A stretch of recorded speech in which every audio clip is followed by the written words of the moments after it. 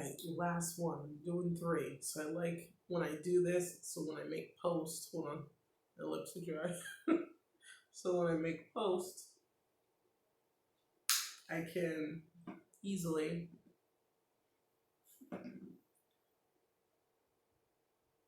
just post it without having to go through each video to figure out which one was number one, two, or three. Again, hopefully the camera's coming soon. I'm still doing research, so if anyone knows anything about cameras, vlogging, making videos, because I've been using my phone, please send me an email or just DM me about the best camera to use. I'm not looking for something expensive, but just something that will help with when I'm ready to do videos because this is a lot. I mean, I like stretching the videos out. I do. I enjoy stretching the videos out, once a day, part one, part two, part three. And I hope that you enjoy it too. But I want to get through it like just one video.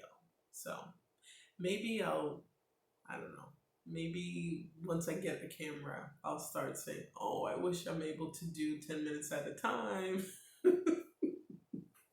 That not being satisfied. All right, so we talked about from video two that once a person feels deprived of their needs or their perceived needs, that um, civility slowly leaves the relationship. Um, Again, we talked about just being needy. It can come off needy, abrasive, passive aggressive. And these things can happen when you're trying to approach your partner and talk to them about the needs, that what you perceive as a need. Um, they may not understand what you're saying and may look at it where they're being attacked or they're being threatened in a way where you're telling them that they're not doing their job as your partner, that they're not doing, their job as your mate. And that may stem from some past trauma that they've had that they haven't even dealt with, and it may come off to you. It may come off in a negative way to you. So that is something that you two would need to deal with. Well, your mate needs to deal with that. That past trauma, that's something that your mate would need to deal with, but it should be addressed. So what happens when that happens? A fight ensues, right? So you're feeling that since now your mate is not behaving the way that you would like to see, where, he or she's like, oh, okay, I'm really sorry about that. I will try better. Or what is it that you need for me to do so you can feel satisfied? You don't get that. You get a fight on your hands. So what typically happens? What are you thinking? What are you going through? And this could be for your mate, this could be for your friend, this could be for your kids. You could be thinking, now your mate, your significant other, is no longer the love of your life. This is your adversary. This is your adversary. Your friend is now your enemy because you think that she doesn't support you, so she's jealous. Maybe she just doesn't understand what you need.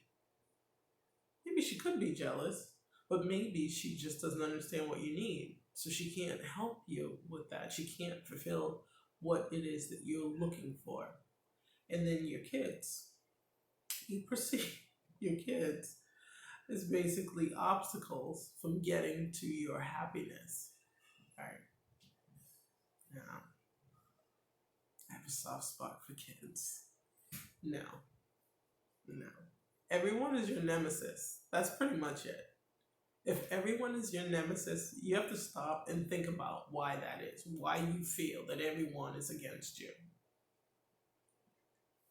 That stability, possible paranoia is entering, civility is leaving.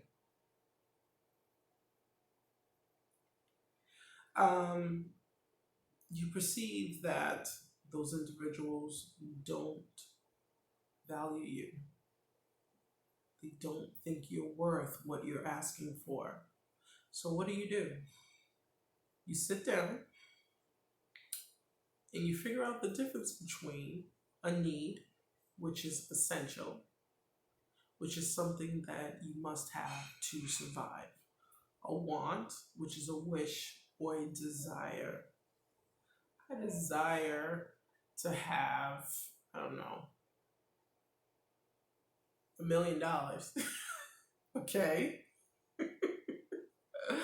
And when you think about the preference, you'd like something over another.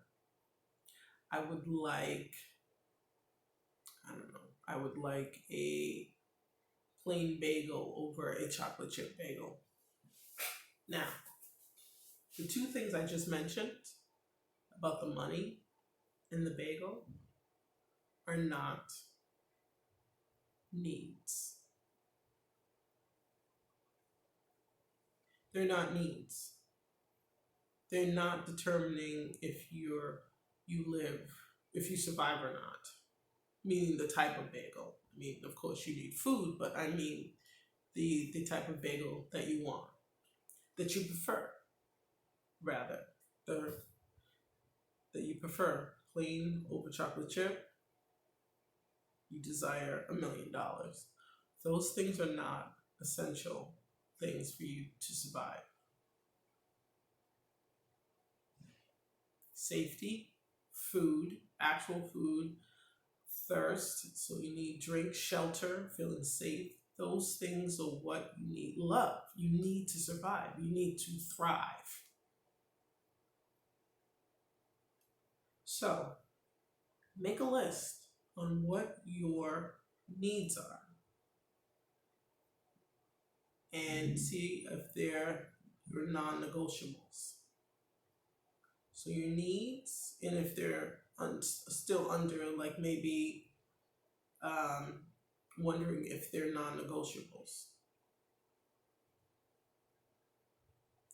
Then think about the wants and the preferences and make a list of those things on a sheet of paper. Write it down. Write everything you can, then put it down. Put the paper down. Revisit it maybe a week later. Because we want to make sure that you're not fixated on those things. Because as humans, we evolve, we develop, we grow, and we change. And our minds, the way that we think, changes. The way that we look at different perspectives can change. So when you go back and you look at that list, you really start narrowing down if this is truly a core need, if this need is really a non-negotiable.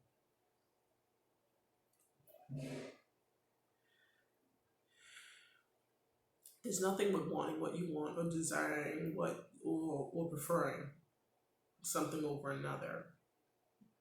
But it should be placed in a different category. And it shouldn't be seen as a need, something that you must have or you will not survive. Perspective changes, your thinking changes, your perspective changes, and the way that you communicate that changes. So, now that you know the difference between want, need, and preference, remember it's reciprocal. So while you need those things, your partner needs those things too. I address this not in a way for you to manipulate or coerce your partner, but for you to know what you need to be happy and healthy for yourself, and then what you and your partner need to be happy and healthy in the relationship. I hope this was helpful. I hope it was really helpful.